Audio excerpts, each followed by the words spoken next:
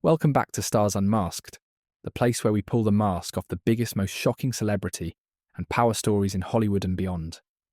Today we're diving into a story that's been bubbling for years and just exploded again.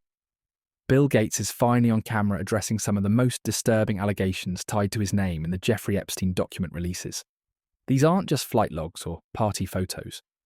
We're talking deeply personal, disturbing claims that surfaced in notes and emails Epstein apparently wrote to himself. Allegations that Gates did something awful to his then-wife Melinda without her knowledge. The claims are wild, graphic, and deeply invasive. And now Gates has sat down for an interview to respond directly.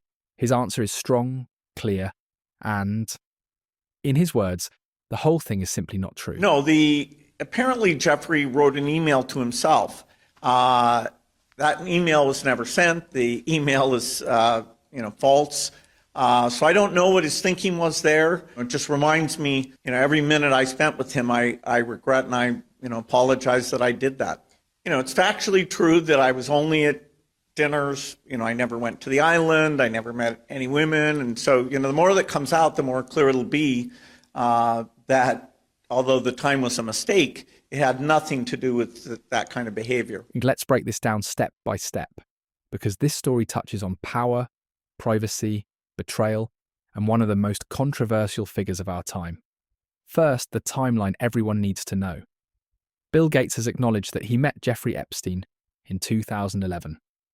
Over the next few years, roughly 2011 to 2014, he had several dinners and meetings with Epstein. Gates has repeatedly said these meetings were about philanthropy. Epstein positioned himself as a connector, someone who could bring billionaires together to donate to global health causes like vaccines and disease eradication. Gates has said he now believes those meetings were a mistake, that Epstein was trying to use Gates' reputation to rehabilitate his own image after his 2008 conviction. Gates has said he wishes he never crossed paths with Epstein, and he's one of many powerful people who've expressed the same regret. Epstein died in custody in 2019, while awaiting trial on federal sex trafficking charges. Since then, thousands of pages of documents, flight logs, emails, notes, depositions, have been unsealed in phases. Most of them show social and professional connections between Epstein and dozens of high-profile names from politics, business, science, and entertainment. The most recent batch included handwritten notes and draft emails Epstein apparently wrote to himself. These are not messages he sent to Gates or anyone else. They're private jottings. According to reports, one note claims Gates contracted an STD after an encounter with Russian women. And even more disturbingly, it alleges Gates asked Epstein to secretly obtain antibiotics so he could give them to Melinda without her knowing she'd been exposed to something. These are extraordinary, deeply personal accusations. They're not court testimony, not sworn statements. They're Epstein's own private writings. And they're explosive because they drag Gates' marriage and personal health into the story. Gates did not respond immediately as the documents circulated online. His ex-wife Melinda, however, spoke publicly this week in an NPR interview about how painful some of these revelations have been for her. She described feeling deep sadness when certain details surface, not just for herself, but for the young women involved in Epstein's crimes. She said those memories bring back very difficult times in her marriage, but she has moved on. She emphasised hope for justice for the victims who are now speaking out publicly. Then, just days later, Bill Gates sat down for an interview with 9 News Australia, his first time directly addressing these specific allegations on camera. In that interview, he was asked point blank about the notes. Gates acknowledged that Epstein apparently wrote these messages, but he emphasised they were never sent to anyone. They were private notes. He flatly denied the contents, calling the allegations untrue and absurd. When pressed on why Epstein would write something like that, Gates said he couldn't explain the man's thinking. Those questions are for those people and for even my ex-husband. They need to answer to those things, not me. Well, let me say this. I think we're having a reckoning as a society, right? No girl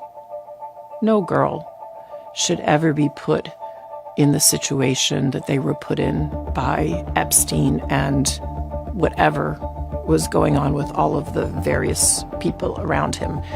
No girl I mean, it's beyond heartbreaking, right? I remember being those ages those girls were. I remember my daughters being those ages, right?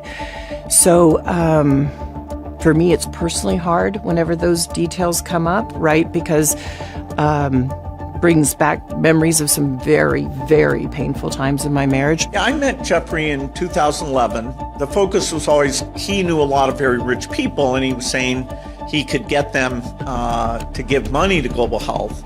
You know, in retrospect, that was a dead end, and I was foolish to spend time with him. I was one of many people who regret ever knowing him. It's factually true that I was only at dinners. You know, I never went to the island. I never met any women. But he was clear.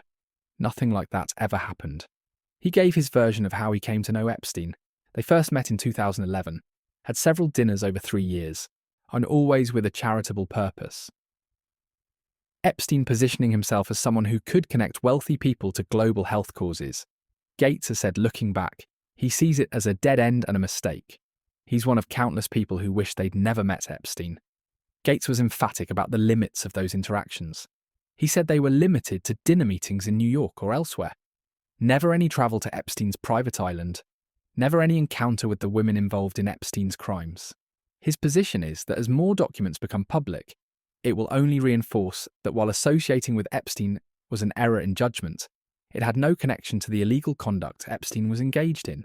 Before the interview, a spokesperson for Gates had already issued a denial through TMZ, calling the allegations absurd and entirely false. The spokesperson's line is that the documents actually reveal Epstein's frustration, that he couldn't maintain an ongoing relationship with Gates and was willing to fabricate damaging stories to try to hurt Gates's reputation.